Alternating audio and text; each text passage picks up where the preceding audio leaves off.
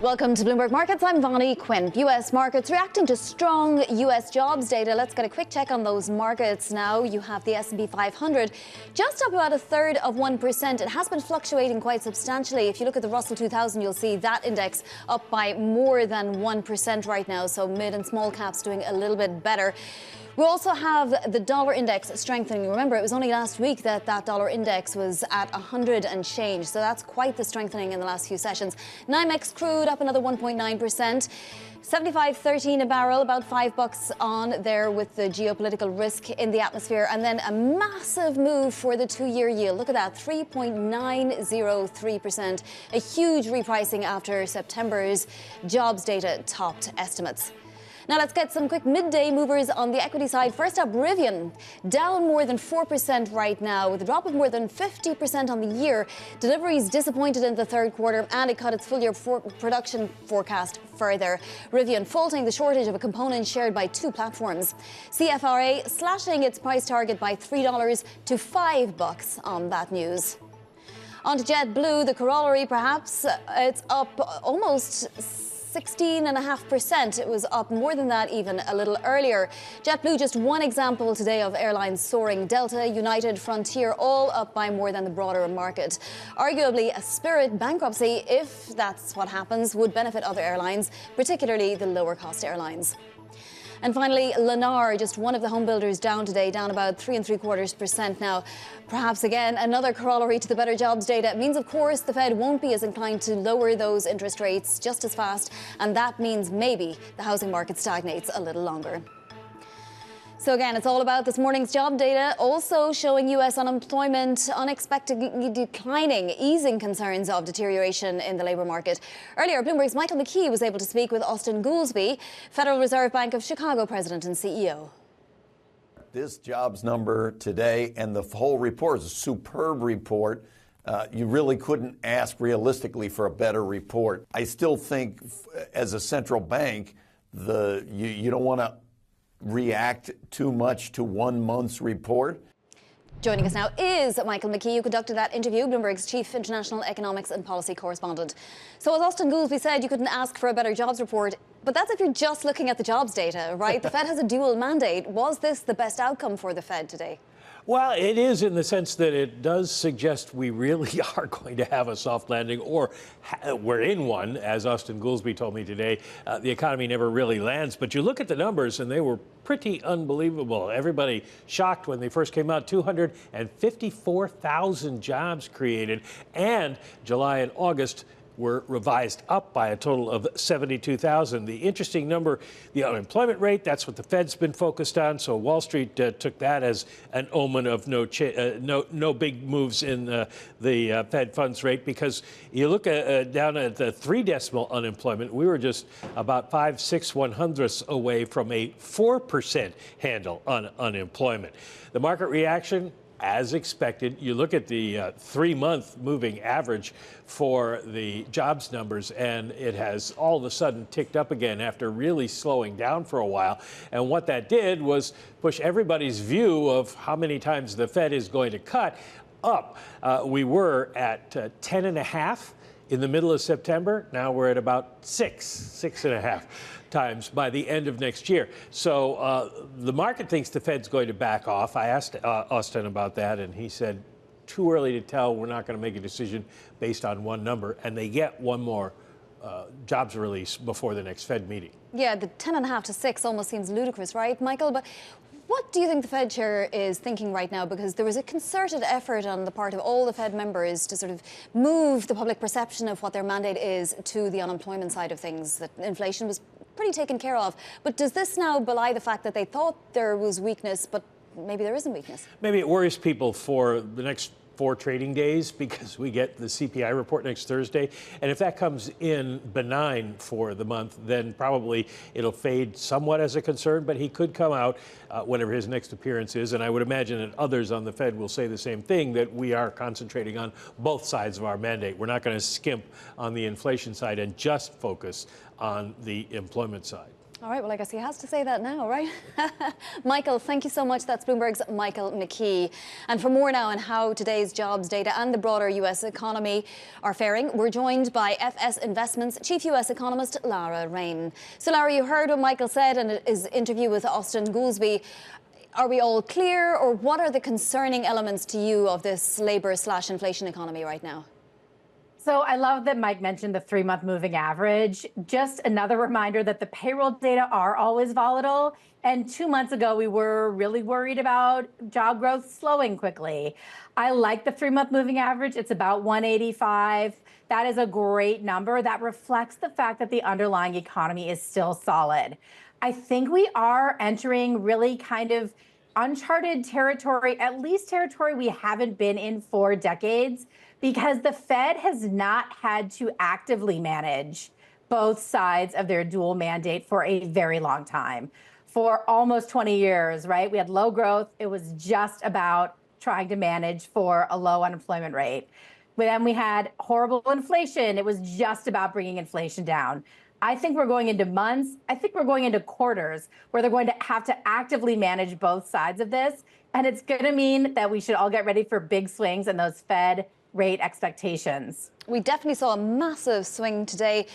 Lara, what does that mean for what's next? Is it just a plain 25 basis point cut because they've said they'll likely cut some more by the year end, and maybe a few words changed in the statement to amplify the fact that now they are concentrating on the dual mandate again? I think that's right, because it's appropriate that they're taking this window of opportunity with lower inflation to, bring rates closer in line with neutral. Remember, as inflation comes down, the real Fed funds rate is rising, even if they don't change rates. So it makes sense they would want to keep up with that.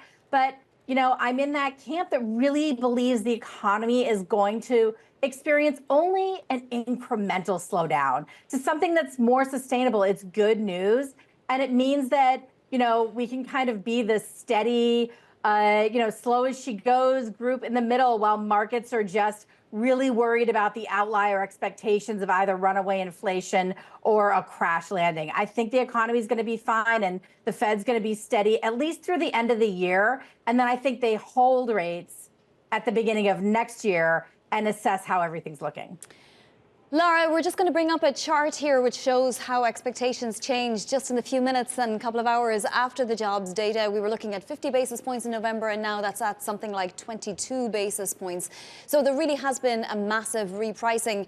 Does the election interfere with any of this? The one pattern that I have found around elections is higher volatility in fixed income markets and in the stock market. So I think that is going to happen. And all of this Fed uncertainty is just playing into it. While we can take, I think, some comfort in the fact that the underlying economy is looking resilient, the reality is data are noisy and markets are highly uncertain about the trajectory of the Fed. That's not going to change. I think we're going to continue to see these rate expectations move a lot, even before the November 7th FOMC meeting. And the election isn't going to help that. It's only going to amplify it. But Lara, what happens then to the curve? Because if these inflation expectations and job market expectations continue to shift around, then, that could mean havoc, no? I think you're bringing up one of the least appreciated features of the fixed income market. The yield curve remains inverted. And as that normalizes, it's going to be a combination of Fed rate cuts that bring short-term interest rates down. And I think, strong economy, debt and deficit dynamics, inflation that's a little stubborn, all those things are going to cause long-term interest rates to drift a little higher from here. I think that long duration trade has pretty much run its course, and we're in a higher for longer interest rate environment, and yield curve normalization is going to be a big part of that. Lara, I know you're a chief economist, but at FS Investments, what are your fixed income specialists now recommending in terms of where to be, or what type of a play on this yield curve can be made at this point?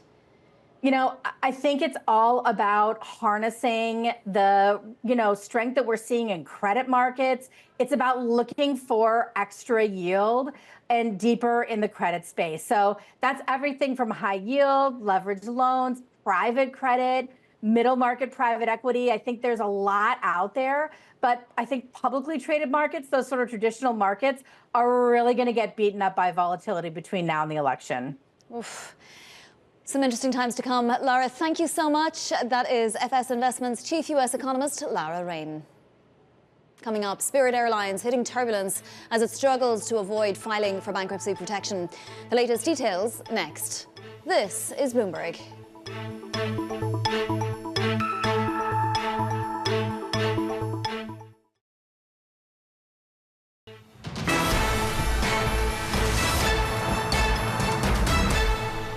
This is Bloomberg Markets. I'm Vonnie Quinn. Time now for the stock of the hour. Today, more clouds gathering around Spirit Airlines. The budget airline's efforts to restructure its debt and avoid filing for bankruptcy have hit a snag after months of talks with bondholders failed to result in a deal. This all according to people with knowledge of the matter. Spirit's share price falling today on that news, down 25% right now. For more, we're joined by Francois Duflo with Bloomberg Intelligence. So, Francois, thanks so much for joining. Exactly what is Spirit trying to refinance and for how long at this point? So, as you said, they have been working on their balance sheet since the failure of the merger with JetBlue. And the reason that they are working on this is a little bit hard is because they are refinancing, or they are trying to refinance 1.1 billion of royalty bonds. And those products are based on the value of the loyalty program, basically customer data subscription and credit card branded. And this is a little bit difficult to refinance if the company is not here to operate. So that's why it makes things a little bit more difficult, and the market is a little bit nervous. Which is interesting, because if it can't maintain its partnership with US Bank, which is essentially its loyalty card program, and if the bond values are dropping anyway, then why won't the creditors take a haircut? So the credit card agreement that you are talking about is something that is part of the refinancing that they have to do. They extended the deadline from September to October, and now they have until October 21st to reach an agreement of the refinancing of their loyalty bonds in order to get this credit card processing agreement up and rolling until the next for the next 2 years, basically. So that's illustrates why it's so important for them to refinance this 1.1 billion of loyalty bonds. And I would say that it's not something, refinancing loyalty bonds is not necessarily something that is never heard of. Hawaiian did that a few months ago, even before they merged with Alaska. The thing with Spirit is really the path to profitability is not really clear. I mean, they've been burning cash for months. They've been burning over 500 million cash from operation over the last 12 months. And even for this quarter, the market is expecting about 300 million loss of operating profit. So the path to profitability is not clear, even though they're trying to transform the product and the services with Go Config. Sure, which is why I guess I don't understand fully why the creditors are holding out. What do they expect will happen? I mean, as I said, the bonds are still losing value. They're down to about 45 cents on the dollar now. So what are they waiting for, if anything? The thing is, there are several issues that pile up on what we are just talking, including the grounded fleet. They will have about 40 aircraft on the ground at the end of the year. That's about 20% of their fleet, and they will have even more next year. They expect to have 60 aircraft grounded. That will hurt the profitability even more. So it's not clear which way bondholder would like to go. The Chapter 11 is one solution, but that's not the only one solution. The airlines can still have an out-of-court solution because they have 1.1 billion of liquidity. They said they have about 1 billion of an encumbered asset. Half of it is in their fleet, in the equity value of their fleet. So they have a little bit of solutions. They have a few solutions that they can use or leverage in order to find a solution that is not a Chapter 11. All right, Francois, we have to leave it there, but thank you so much. We'll continue to monitor Spirit and its competitors. Francois Duflo there with Bloomberg Intelligence. Coming up, the weather might be getting a little colder, but shoppers are getting ready to warm up. We preview the holiday shopping season next. This is Bloomberg.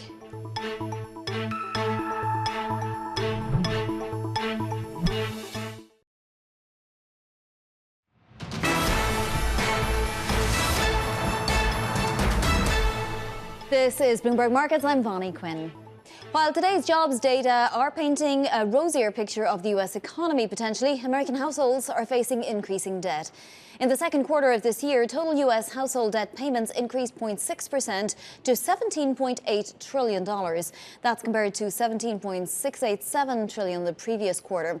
For more on the economy from the Main Street perspective, we're joined by Rodney Williams, co-founder of Solo Funds. So, Rodney, what have you been noticing in the consumer, particularly the consumer that's living paycheck to paycheck, since we last spoke to you? Yeah, so I think the good thing is that they're employed more, but the problem that they're all facing is that they're underemployed.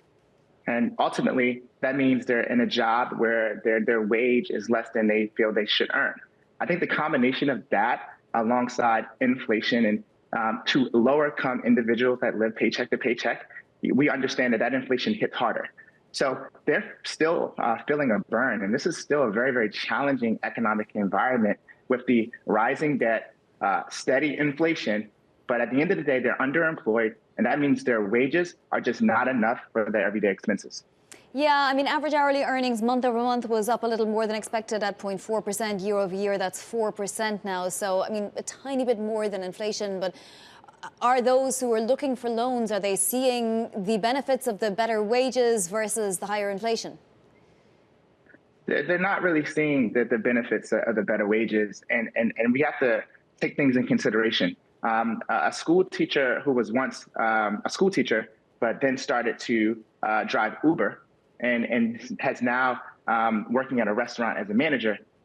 Now, at the end of the day, all of these scenarios, the school teacher is employed, but the school teacher is not being a school teacher and not earning the wage that they think they deserve, or the wage that they feel that they could live well. And that's the challenge. So even though we see some wage increases, the sentiment that we're seeing across numerous reports, including our upcoming 2024 cash report, is that consumers are still greatly underemployed. The majority of their spending is still on necessities. I think over 29% are still focused on necessities. That's things like just keeping the lights on, putting food on the table. And those are the challenges that when you think about us spending in an economic environment, there's just limited cash when it comes to discretionary spending, which, again, one of the fuels or drivers for a great economy. One of the silver linings for that demography in this jobs report was that leisure and hospitality was on a tear. It added 78,000 jobs, followed by healthcare, construction and retail. So that should help as we head towards the holiday season, and indeed we are in a holiday season as well. But what are you seeing on your platform, Rodney, now that interest rates are coming down ever so slowly, I guess? You know, is there any difference to those who are looking for loans? You know, living paycheck to paycheck, as you've mentioned, the average consumer has a rising debt, meaning they're maintaining a rising balance. As their balance increases and their debt ratio, causes, it just doesn't look as healthy, it becomes challenging to get additional credit. You know, the interesting thing about our platform is a community finance platform where our borrowers are borrowing from each other, essentially. They're borrowing from other community members. This opens up a capital pool that's not necessarily dependent on the changes within the Fed rate or the changes within the greater macroeconomic environment. And I think that's something that we value. And I think one of the reasons why we continue to grow in particular seasons like this, when credit is still pretty difficult to get, and they're looking for flexible options. And the same group will have an emergency this quarter. That means a flat tire, a sick child, and they're going to need to count on someone. And we're glad to be here. Rodney, does it matter to the amount of funding that you have available for borrowers and those who want to lend in order to receive, maybe a better interest rate or whatever, who the next president is? I think it matters. I think it matters incredibly. It's very, very, very, very important. Consumer confidence is there's a number of stats that we can all sit here and measure, but at the end of the day, consumer confidence means they're out enjoying life. They're maybe at restaurants more, or they're using discretionary capital, but they ultimately believe that their wage is going to increase, that their opportunities are going to increase, and that they're going to have greater opportunity than they once had before. And that's the outlook that we're hoping to accomplish with whoever enters the office as the next president of the United States. I think, we are all hopeful, and I would say myself, including the members on my platform, but it's super important that we have a candidate that is going to not only help everyone get employed, but we have to help everyone get the right employment. I think underemployment is a big issue, and it's an issue that needs to be addressed very, very quickly. All right, Rodney, we have to leave it there, but thank you so much. That is a Solo Funds co-founder Rodney Williams joining us there. And I do want to take you into the markets because it is a really interesting day for these markets. We had stocks pop right after that jobs data, which was much better than anticipated. And then they sort of gave up some of those gains, but we are still seeing a nice gain for the S&P 500, up more than 0.5% now as we head towards the afternoon. The Nasdaq 100 up 0.9% as those chip stocks continue to soar. A little bit of a haven, you might say, in times like this. We do have oil as well trading higher, 1.9% on top of what we had yesterday to 75.12 a barrel. The dollar index popping higher as well. It's closing in now on 103. 102.61 is where we're at.